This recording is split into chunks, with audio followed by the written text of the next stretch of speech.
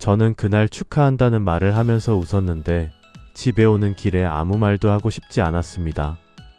지하철을 탔는데 이어폰을 꽂지 않았어요. 음악이 듣고 싶지 않았습니다. 그냥 지하철 소리, 문 열리고 닫히는 소리, 안내방송 소리를 들으면서 창밖을 봤어요. 터널이 지나가고 여기 지나가고.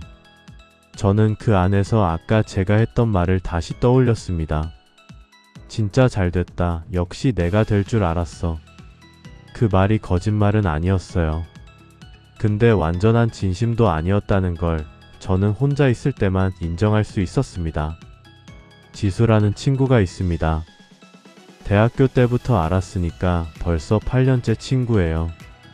같은 과였고, 같이 과제하고, 같이 밥 먹고, 같이 취업 준비를 했습니다.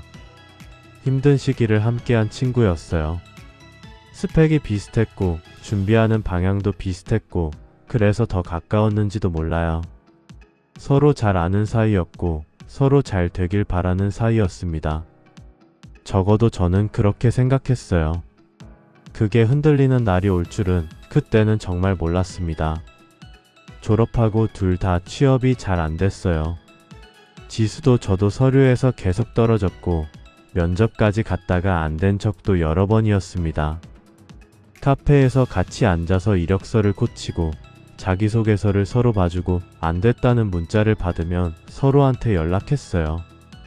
그 시간이 힘들면서도 이상하게 위로가 됐습니다. 나만 이런 게 아니니까. 같은 자리에 있으니까. 그 동등함이 우리 사이를 더 편하게 만들었던 것 같아요. 그런데 그게 언제까지나 같을 수는 없다는 걸 그때는 생각하지 않았습니다. 지수한테 연락이 온 건 평일 오전이었어요. 저는 집에서 또 다른 회사 공고를 보고 있었고 진동이 울렸습니다. 화면을 봤더니 지수였어요. 전화를 받았더니 목소리가 들떠 있었습니다. 나 됐어. 짧게 그렇게 말했어요. 어딜? 라고 물었더니 그 회사였습니다. 우리 둘 다 가고 싶어 했던 곳이었어요. 저도 얼마 전에 지원했다가 서류에서 떨어진 곳이었고요. 저는 진짜 잘됐다. 라고 했습니다. 목소리를 의식했어요. 밝게 말하려고 했고 밝게 말해진 것 같았습니다. 지수는 믿기지 않는다고 아직도 실감이 안 난다고 했어요. 저는 역시 내가 될 줄 알았다고 했습니다.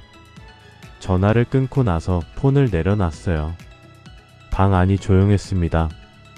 그 정적 속에서 제가 처음으로 느낀 감정은 기쁨이 아니었어요. 그게 뭔지 이름을 붙이기가 어려웠습니다. 기쁘지 않았던 건 아니에요. 지수가 잘 됐으면 하는 마음은 진짜였어요. 근데 그것과 동시에 다른 감정이 있었습니다. 뭔가 무거운 것이 가슴 쪽에 생긴 느낌이었어요.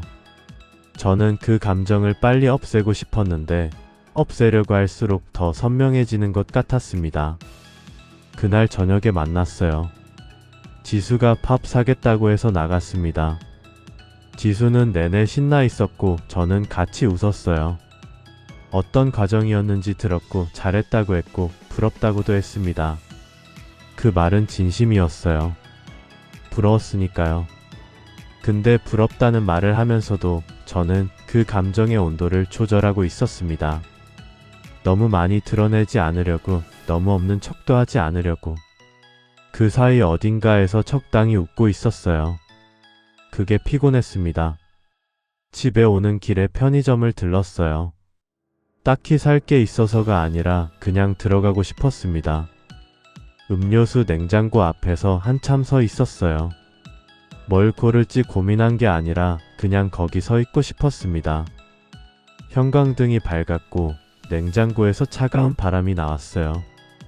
저는 결국 캔커피 하나를 들고 계산했습니다.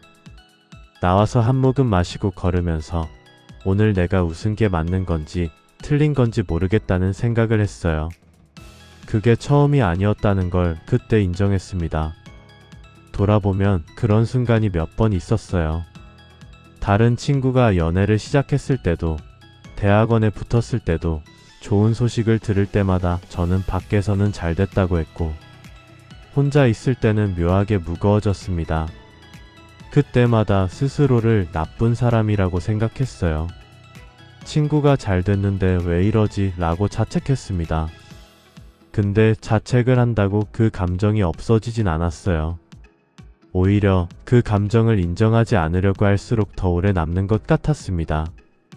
그 감정이 뭔지 한참 후에야 말을 찾게 됐어요. 부러움이기도 했고 조급함이기도 했고 나는 왜 저기에 없지? 라는 질문이기도 했습니다. 지수가 나빠서가 아니었어요. 지수가 잘 된 게 억울한 게 아니었고요. 그냥 나도 저 자리에 있고 싶었는데 거기 없는 내가 초라하게 느껴졌던 것 뿐이었어요. 그 감각이 친구의 기쁨 위에 겹쳐진 거였는데 저는 오랫동안 그 두 가지를 분리하지 못했습니다. 지수는 그 회사에 잘 다니고 있습니다.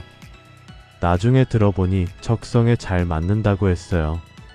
저도 결국 취직을 했습니다. 지수가 입사하고 나서 2달쯤 후에 다른 회사에 됐어요. 지수보다 규모가 작은 곳이었고 연봉도 조금 낮았습니다. 그게 마음에 안 걸린다고 하면 거짓말이고요.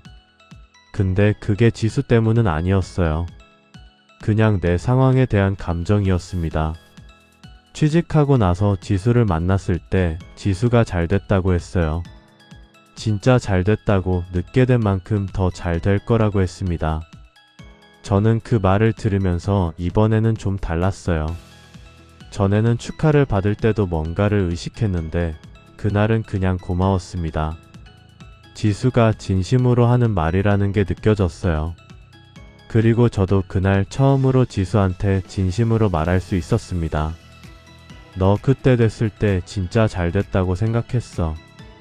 그 말을 하는데 이번엔 어색하지 않았어요. 지수가 웃으면서 알고 있었다고 했습니다. 그냥 그렇게 넘어갔어요. 지금도 친구들 좋은 소식을 들으면 가끔 그 감각이 와요. 완전히 사라지지는 않았습니다. 근데 이제는 그 감각이 왔을 때 예전처럼 나쁜 사람이 된 것 같지는 않아요. 그냥 나도 잘 되고 싶은 거구나 라고 생각하게 됐습니다. 그 감정이 친구를 향한 게 아니라 나를 향한 거라는 걸 알게 된 것만으로도 뭔가 좀 가벼워진 것 같아요. 지수는 아마 그날 제 마음속을 몰랐을 거예요. 모르는 게 맞는 것 같기도 하고요. 우리는 지금도 가끔 만나서 밥을 먹고 서로 근황을 얘기하고 별것 아닌 걸로 웃습니다. 그 시간이 편해요. 예전과 똑같지는 않지만 또 다른 방식으로 좋습니다. 오늘도 어딘가에서 친구의 좋은 소식을 듣고 축하한다고 말하면서 혼자 무거워지는 사람이 있을 것 같아요. 그 사람한테 나쁜 사람이라고 말하고 싶지 않습니다. 그냥 저도 그랬다고만요. 그리고 그 감정이 있다고 해서 그 우정이 가짜인 건 아니었습니다. 그 두 가지가 동시에 있을 수 있다는 걸 시간이 지나면서 알게 됐어요. 그거면 충분한 것 같습니다.